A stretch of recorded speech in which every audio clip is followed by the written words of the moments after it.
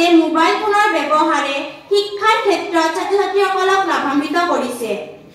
হয়, মই এবাৰ নহয় এশবাৰে ক'ব বিচাৰিম যে মোবাইল ফোনৰ ব্যৱহাৰে শিক্ষাৰ ক্ষেত্ৰত আমাক সঁচাকৈ লাভান্বিত কৰিছে। কেনেদৰে কৰিছে বুলি আপোনালোকে যদি মোক প্ৰশ্ন কৰে তেতিয়া মই ক'ম মোবাইল ফোনৰ দ্বাৰা আমাৰ বিশেষকৈ মোৰ বৰ লাভ হৈছে। কিয়নো যেতিয়া মই কিতাপ পঢ়ি থাকো আৰু কিতাপৰ কিবা বস্তু নাজানিলে তৎক্ষণাৎ গৈ মোবাইলৰ গুগলত চাৰ্চ কৰি চাওঁ। আগতে মই হয়তো ডাঙৰৰ সহায় ল'বলগীয়া হৈছিল, কিন্তু এতিয়া অন্ততঃ মই মোবাইলতে চাব পাৰোঁ। আকৌ যেতিয়া আপোনালোকে অফলাইন ক্লাছ কৰি থাকে তেতিয়া কিবা বুজি নাপালে আপোনালোকে আমাক এবাৰ বা দুবাৰ বুজাই দিয়ে, কিন্তু বেছিকৈ বুজাবলৈ গ'লে আপোনালোকৰো সময় নষ্ট হয়। যদি সেই বস্তুটো যদি ভিডিঅ' আকাৰে আপোনালোকে অনলাইন মাধ্যমে দি দিয়ে তেতিয়া আমি বাৰে বাৰে চাব পাৰোঁ। আকৌ যেতিয়া আপোনালোকে কিতাপৰ কিবা এটা ধুনীয়া ঠাই দেখায় তেতিয়া সেই ঠাইটোলৈ আমাৰ যাবলৈ মন যায়, কিন্তু ঠাইটো ক'ত আছে আমি নাজানো।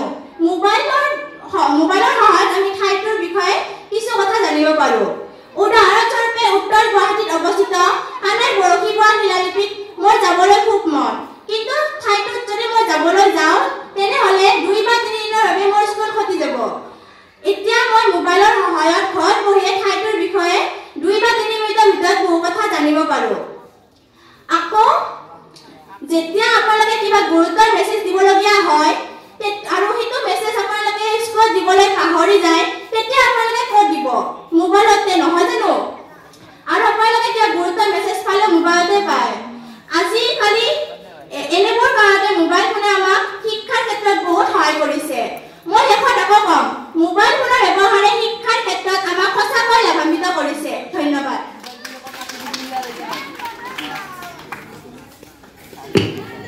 মোবাইল ফোনৰ ব্যৱহাৰে শিক্ষা গ্ৰহণৰ ক্ষেত্ৰত ছাত্ৰ-ছাত্ৰীক লাভান্বিত কৰা নাই, কিয়নো শিক্ষা গ্ৰহণৰ ক্ষেত্ৰত যি দুটা কথাই মুখ্য ভূমিকা পালন কৰে সেয়া হৈছে ৰুচি আৰু মানসিকতা। ৰুচি আৰু মানসিকতা সুস্থ নহ'লে শিক্ষা গ্ৰহণ অসম্ভৱ। ৰুচি আৰু মানসিকতা পঢ়াত যাৰ অৱদান অনন্য সেয়া হৈছে গ্ৰন্থ। গ্ৰন্থ অধ্যয়নৰ জৰিয়তে সুস্থ ৰুচি আৰু মানসিকতা গঢ়ি উঠাৰ পাছতে শিক্ষা গ্ৰহণ সম্ভৱ।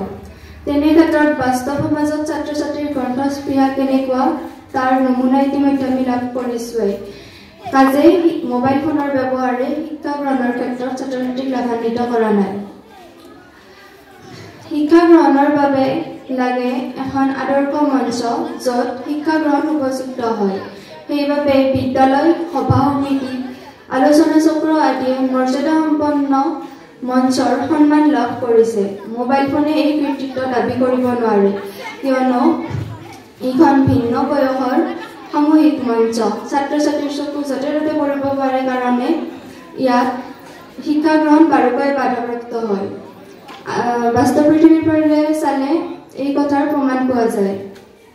শিক্ষা হ'ল সাধনাৰ বিষয়, আনহাতে মোবাইল হ'ল মনোৰঞ্জনৰ আধুনিক কেন্দ্ৰবিন্দু। এই ক্ষেত্ৰত ছাত্ৰ-ছাত্ৰীয়ে কেনেকৈ সহজলভ্য সুখ এৰি জ্ঞানৰ কৃচ্ছ সাধনত নিজৰ মন প্ৰাণ ঢালি দিব। কাজেই জ্ঞান লাভ হৈ পৰে পৰ্বতত কাজকণি বিচৰাৰ নিচিনা।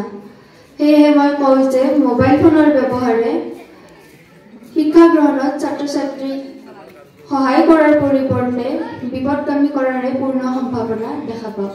ধন্যবাদ।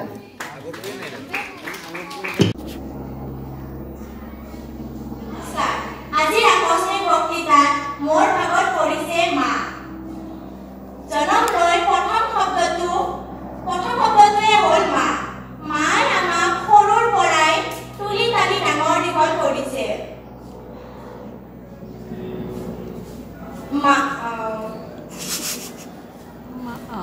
মায়ে আমাক সৰুতে নিজৰ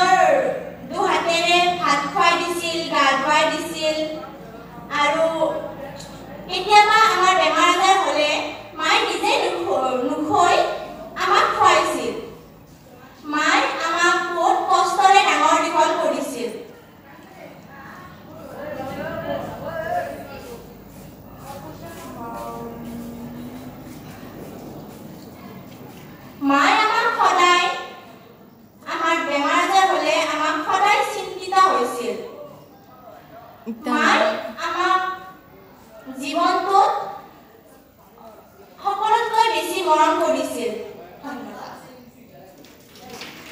এটা নকৰে মানে কৰিছিল কবি ডক্টৰ ভৱেন্দ্ৰনাথ শইকীয়া ভাল পালো ৰঘুনা তুমি মোক পুতেৰাৰ বিয়ালৈ মাতিলা পিছে প্ৰবাহন দিবলৈকে আমলখি গছজোপা কিয়নো কাটিলা আলহী অতিথি যাব প্ৰভা নাইকিয়া হ'ব বোৱাৰীয়ে ঘৰখন দিবহি পুৰাই পিছে কোৱাচোন ৰঘুনাথ আমলখি গছজোপা সহজতে পাবানে পুৰাই দৰাটিক মাতাচোন এজলকা আশীৰ্বাদ দিও আৰু যাও গছজোপা কটা বাবে লুচি ভাজি ৰসগোল্লা এককে নাখাও ধন্যবাদ